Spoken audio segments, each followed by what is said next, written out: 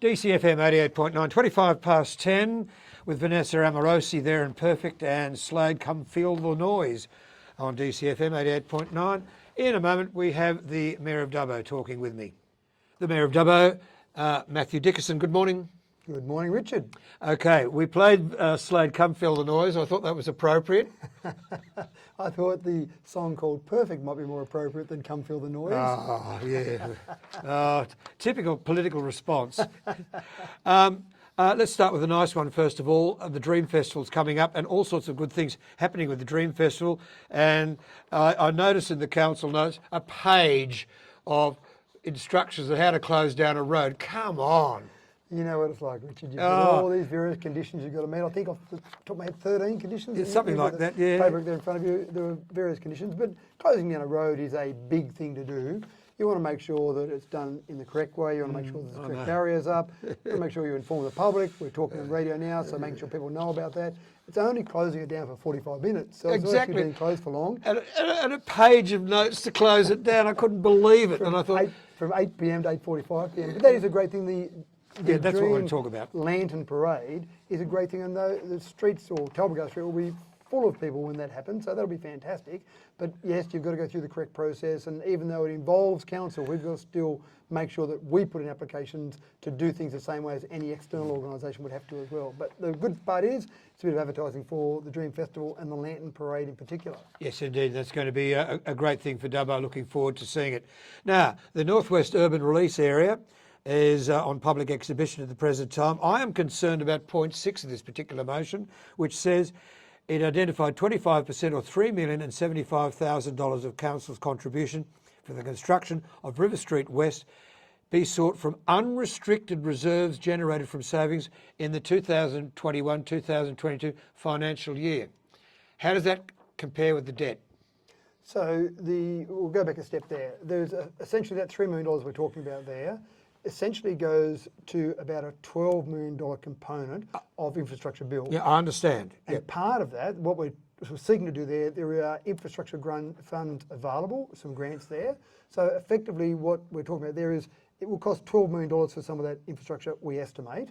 We want the state government to provide $9 million from a fund that they've got available, but we've got to provide 25% of those funds. So that's the process there, if you like. So rather than council in future years spending $12 million, we hope we can get away with spending $3 million now and then $9 million from the state government. I understand that, but what I'm worried about, or what I want to know, is it's an unrestricted reserve of savings.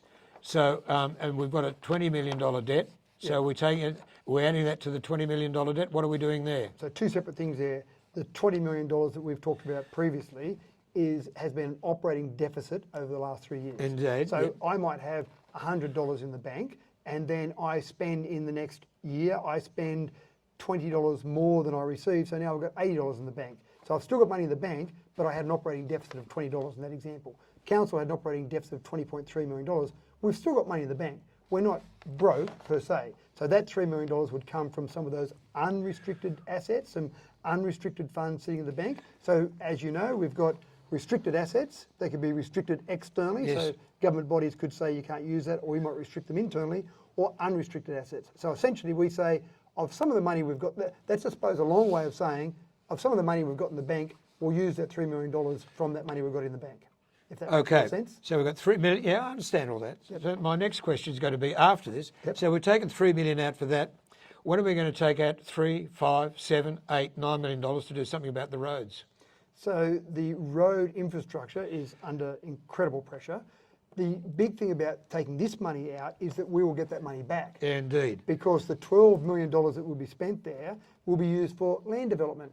And what do we do with land development? We sell that land. So we will get that money back. Even by auction, and you don't make as much money as you do by selling it privately. We'll go down that line in a minute, but anyway. Yeah, whichever way we go, we'll make that money back, and hopefully additional on top of that. So we've got to put money back. So it's not as if we're taking $3 million out and have no intention of paying it back. Then we would have a deficit to deal with. We're taking $3 million out to spend it to make it down the track.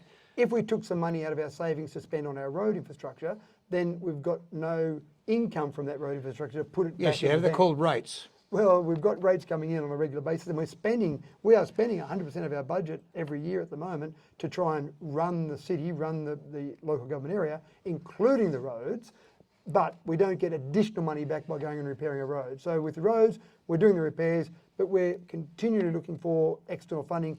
And one of the big things that's interesting is you've got roads that are classified as local and some regional and some state.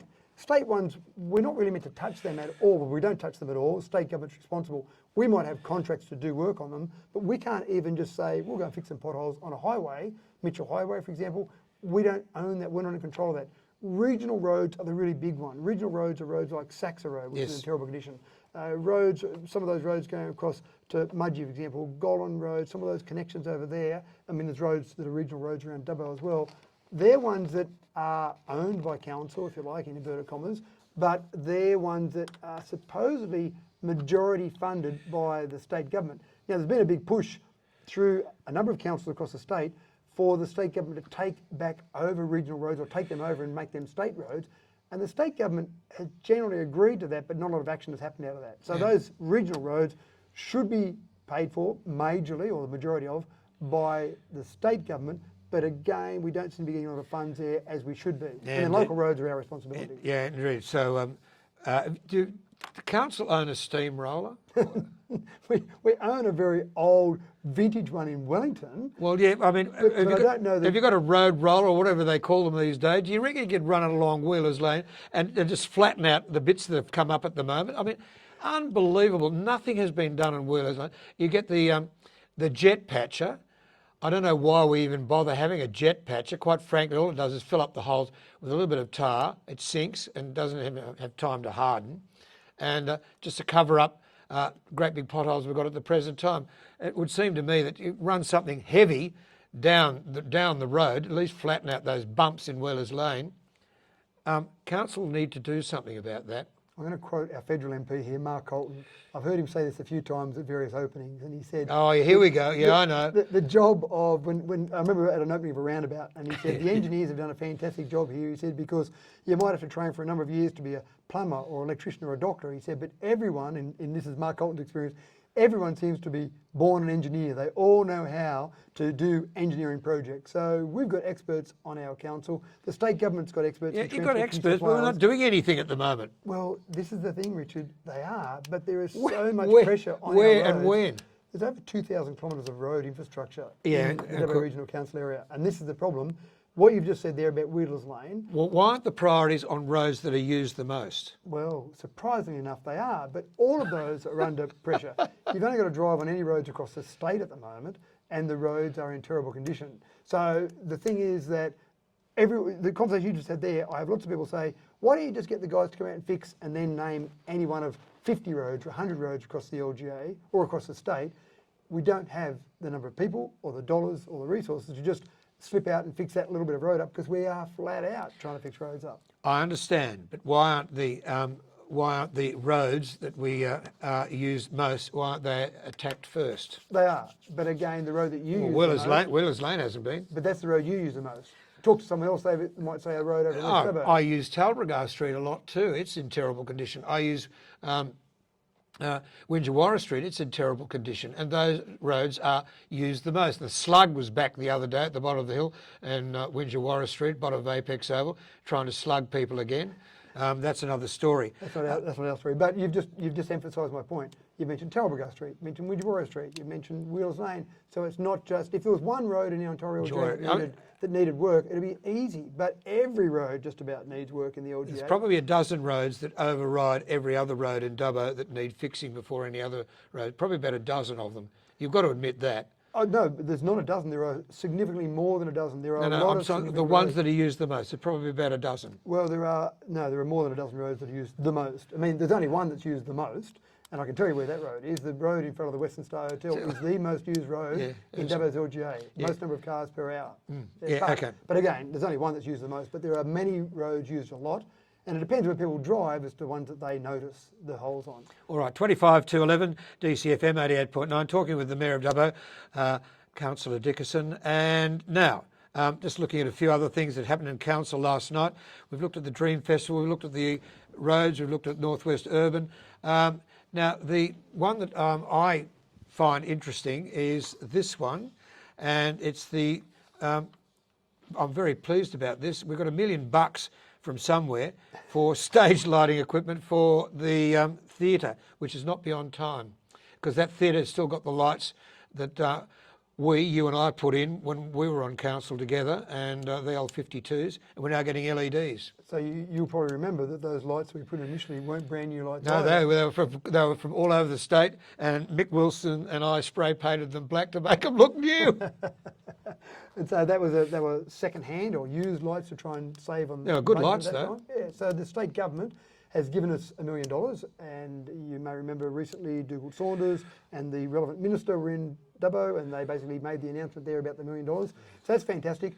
But it was interesting, we then had $1 million to spend. So normally you go out to a tender process to spend that $1 million. That's a normal sort of process you'd go through.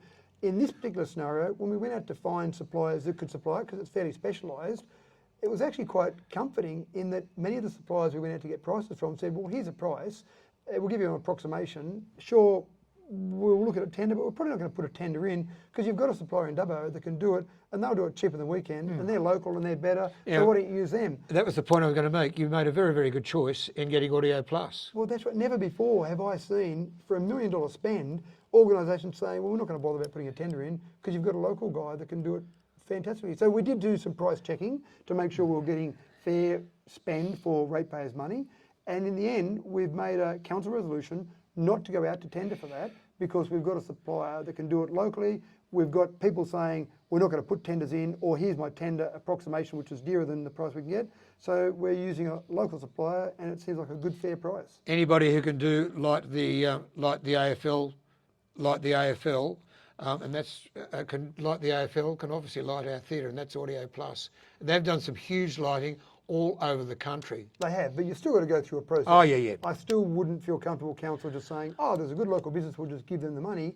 You've still got to go through a process to make sure it's the best spend. I'm very pleased they've got it because they do a good job. Yeah, look, I don't have a problem with that. But again, I suppose Glenn, the you've just got a emphasis massive free plug. But the emphasis here, from my perspective, is council still has to do the right thing with ratepayers' money, and that's what we're always trying to do, is to achieve the best spend. Okay, Regan Park, the petition. Where's that headed? And hard question for you. You actually knocked back a motion last night. Two separate questions there, so let's do I know, the first yeah. one first. So on Regan... But Regan Park, I'm supposed to ask you the hard questions You about are, Regan Park, indeed. so I've asked you a hard question. Okay, Regan Park, a petition. We've got a policy, a petition policy, and the petition policy says, here's how you should set out your petition, here's what you should follow, present it to council, and then the idea is, the way it's presented to council is, you drop it into the front counter, you address it to the Chief Executive Officer, and then if you make it in time, that goes through to a council meeting.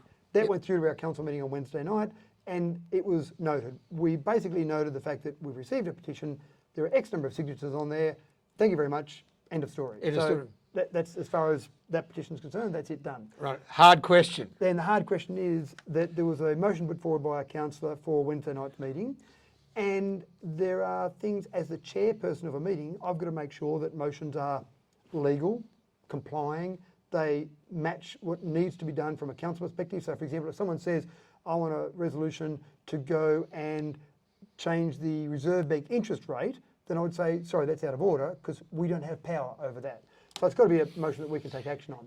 There was a motion that came forward that was effectively replicating a motion that was negatived at last month's council meeting. Well, a negative motion is not a motion. Well, so there was a motion last month that was defeated, and then there was another motion that was brought forward that essentially had the same impact, not worded exactly the same, but the same impact as a negative motion. Section 372 of the Act says if you have a motion that resembles, looks the same, gives the same intent, then you either need a rescission motion, if it was a positive motion, or you need to have it signed by 3 councillors to bring it forward. This one wasn't signed by 3 councillors, so I had to rule the motion out of order. Now, the councillor in question... Was there any objection to that ruling? No, there wasn't an objection because I then said you have the option to make it a legal complying motion by amending the motion, and the councillor in question did amend the motion. Then that motion was debated and eventually it went through with that change. But in all my time as Mayor, Richard, I've never had to rule a motion out of order before because most of the time motions come through, there's been some discussions maybe with staff to make sure it's right. There's been some process in place and people have thought about it and it comes through. This one here, I suppose the thing was that it was a very obscure process, but it was one, as chairperson of the meeting, I have to make sure I'm aware of these things. So it was one that was a bit obscure, and it's not pleasant to rule a motion out of order for a councillor because you want to encourage debate. But again, you've got procedures to follow, and it was a procedural process to rule that out of order. But anyway, all's well that ended well. I followed the procedures, the councillor dealt with it, and we moved on and debated a motion. And there was no argument. Well, that's very quickly, 20 to 11, EVs and the council policy on electric vehicles. I'm sure that you had something to do with that. I've certainly been pushing this since about 2005. I was going to say, I was being facetious. In 2005, I actually owned a Prius at the time. I was trying to get council to look at hybrid vehicles at the time, and it didn't stack up financially. I accepted that, moved on. When I was the first mayor in the nation to have an official mayoral EV back in 2015, again I was pushing it, and Steve Colliver, who does a fantastic job as our fleet manager, said that they didn't stack up financially to adopt those widespread. Steve's now looked at it further, and he's got some great data information from various external sources. So it's not me giving data or Steve making up data, it's external information. And the critical part here, Richard, was most people accept that equivalent cars are cheaper with a petrol engine than with an electric motor in them. But the cost of owning a car over a 4-year time frame is the purchase price. That's right. Then the running costs, the fuel or the electricity, the maintenance costs, and then the resale value. And when you put all that together, you get your total cost of ownership. Now, Steve breaks that down for all of our vehicles in our fleet, total cost of ownership per kilometre, and has that information to make sure that we're getting the best value for our money. He's done a report, and that report came forward to give our staff, we've got 68 staff vehicles. In those staff vehicles, he, at the moment, only gives choices of various petrol engine vehicles. But that report came through and said, here's a comparison with some EVs versus some petrol engine cars. Here are the total cost of ownership. Surprisingly enough, of the 6 vehicles he showed the comparison, the 3 EVs were cheaper than the 3 petrol cars in the equivalent type of car. They were 28 cents a kilometre was the cheapest of the lot, and that was an EV. Quite incredible. Yeah. So I read that report with great interest. Well, I hope not only you do, Richard, but I hope the community does, because people still say to me, oh, electric vehicles are too dear. And I say, no, they're not, they're cheaper. And people go, what are you talking about? I saw one advertised, it was 20 grand cheaper than the equivalent petrol car. And I said, no, that's the purchase price. What's it cost you after a 4-year time frame, driving it, filling up with fuel, all the rest of it? So that report really outlines that quite comprehensively. Councillors were very happy with it, they supported that. It now goes on public display for 28 days. When that comes back and is finally adopted, hopefully, by council, that will give staff, when they're renewing their vehicles, when they're rolling over their vehicles, options. They don't have to, but they've got options then to buy cars which may look like they're dearer, but the important part of that resolution was the price for the total cost of ownership has to be less than the equivalent petrol car. So it's costing the community no more, or in some cases less, but it moves us forward to EVs. All right, so we've got an EV council car, leaves Dubbo, gets as far as Stewart Town, Eucarina, drives around Eucarina. Will it get home? Well, that's something that the staff will have to consider in the purchase of those vehicles. And part of the report talked about the fact that there are many vehicles out there now that have got many electric vehicles have got a 400 kilometre range. When you consider the size of our LGA, then it's hard to justify a staff member needing more than 400 kilometres of range, but you do have the ability to charge it up as well, so various charging stations. Well, you drive the Mayoral car to Sydney, you're going to have to charge at Bathurst. Exactly right. I can charge it at Orange, I can charge at Bathurst, I charge Lithgow, charge in the Blue Mountains, so I can charge at a variety of locations. So I think that's really exciting. I'm hopeful that staff will choose some options with EVs, but I'm also hopeful that the community will look at that report.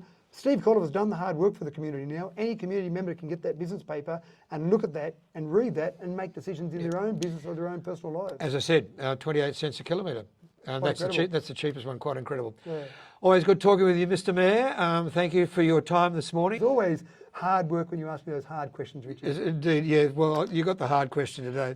Thank you very much. Coming up to 11:15 DCFM 88.9.